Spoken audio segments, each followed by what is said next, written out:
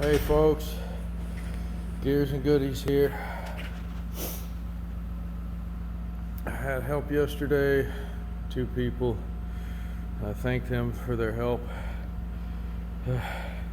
This big Bertha 15,000 pound lift is finally installed.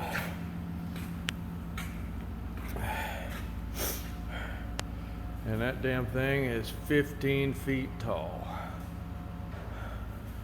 I could fit a U-Haul box truck on this thing. Although I don't have enough fluid. I'm only about half full. So until I can get the fluid and get the system bled out, I can't do a hell of a lot with the lift. So unfortunately I'm stuck. Traffic and whatever and roadways, and just like everybody else, we're stuck in the cold and nothing we can do about it. But you know, there's the old one.